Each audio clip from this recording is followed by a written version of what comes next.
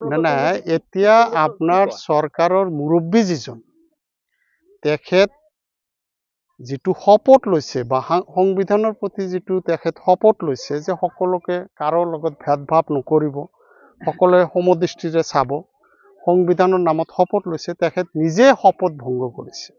ভংগ কৰি পেলাই তেখেতে সদায় সমাজত বিভেদ সৃষ্টিকাৰী কথাবিলাক কৈ আহি আছে।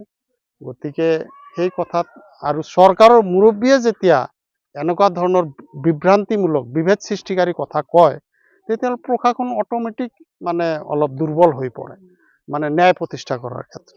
সেয়া দেখিবলৈ পাইছোঁ। আৰু কিছুমান সংখ্যালঘু নেতাই তেওঁলোকে যেতিয়া বক্তব্য দিয়াতেও দায়িত্বশীল বক্তব্য দিয়া দেখা নাযায়। তেওঁলোকে কিছুমান কথা অলপ চৰাই কোৱা দেখা যায়, যাৰ ফলত বিজেপিৰ মুখ্যমন্ত্ৰী ডাঙৰীয়াও তেওঁলোকৰ লগত যেনে এক হাতত তালি নাবাজে বুলি যিটো কথা, আমি ইদানিং কিছুদিন আগতে এগৰাকী, মই নাম নকওঁ, এগৰাকী সংখ্যালঘু নেতা এনেকুৱা ভাষণ দিলে যে তাৰ কিছু মুহূৰ্ততে মুখ্যমন্ত্ৰী মহোদয়ে কি কৰিলে, এই ইছ্যুটো লৈ পেলাই তেখেত চৰম পন্থা অৱলম্বন কৰিলে যে ৰিক্সা ভাড়া 5 টকাৰ ঠাইত 4 টকা দিব লাগে। আৰু তাৰ সেই কথাৰ গইনা লৈ পেলাই এতিয়া তথাকথিত জাতীয়তাবাদী শিবিৰৰ পৰা কিছুমানে আকৌ অন্যায় অত্যাচাৰ আৰম্ভ কৰিছে উজনি অসমত। না এতিয়া আপোনাৰ চৰকাৰৰ মুৰব্বী যিজন তেখেত যিটো শপত লৈছে বা সংবিধানৰ প্ৰতি যিটো তেখেত শপত লৈছে যে সকলোকে কাৰো লগত ভেদভাৱ নকৰিব, সকলোৱে সমদৃষ্টিৰে চাব, সংবিধানৰ নামত শপত লৈছে, তেখেত নিজে শপত ভংগ কৰিছে। ভংগ কৰি পেলাই তেখেতে সদায় সমাজত বিভেদ সৃষ্টিকাৰী কথাবিলাক কৈ আহি আছে।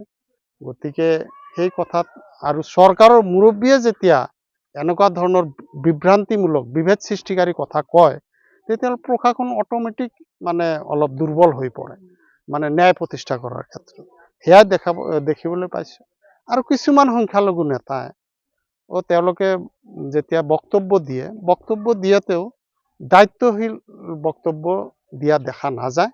তেওঁলোকে কিছুমান কথা অলপ চৰাই কোৱা দেখা যায়, যাৰ ফলত বিজেপিৰ মুখ্যমন্ত্ৰী ডাঙৰীয়াও তেওঁলোকৰ লগত যেনে এক হাতত তালি নাবাজে বুলি যিটো কথা, আমি ইদানিং কিছুদিন আগতে এগৰাকী, মই নাম নকওঁ, এগৰাকী সংখ্যালঘু নেতা এনেকুৱা ভাষণ দিলে যে তাৰ কিছু মুহূৰ্ততে মুখ্যমন্ত্ৰী মহোদয়ে কি কৰিলে, এই ইছ্যুটো লৈ পেলাই তেখেত চৰম পন্থা অৱলম্বন কৰিলে যে ৰিক্সা ভাড়া 5 টকাৰ ঠাইত 4 টকা দিব লাগে।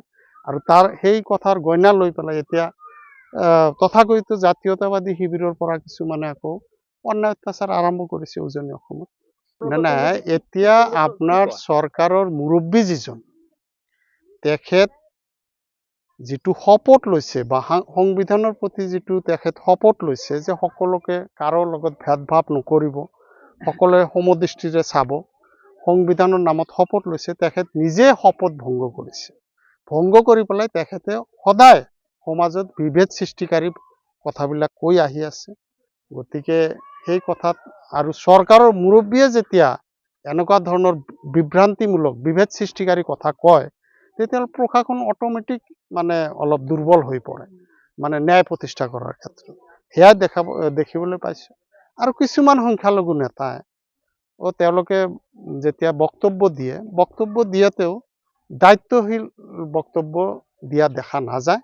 তেওঁলোকে কিছুমান কথা অলপ চৰাই কোৱা দেখা যায়, যাৰ ফলত বিজেপিৰ মুখ্যমন্ত্ৰী ডাঙৰীয়াও তেওঁলোকৰ লগত যেনে এক হাতত তালি নাবাজে বুলি যিটো কথা, আমি ইদানিং কিছুদিন আগতে এগৰাকী, মই নাম নকওঁ, এগৰাকী সংখ্যালঘু নেতা এনেকুৱা ভাষণ দিলে যে তাৰ কিছু মুহূৰ্ততে মুখ্যমন্ত্ৰী মহোদয়ে কি কৰিলে, এই ইছ্যুটো লৈ পেলাই তেখেত চৰম পন্থা অৱলম্বন কৰিলে যে ৰিক্সা ভাড়া 5 টকাৰ ঠাইত 4 টকা দিব লাগে।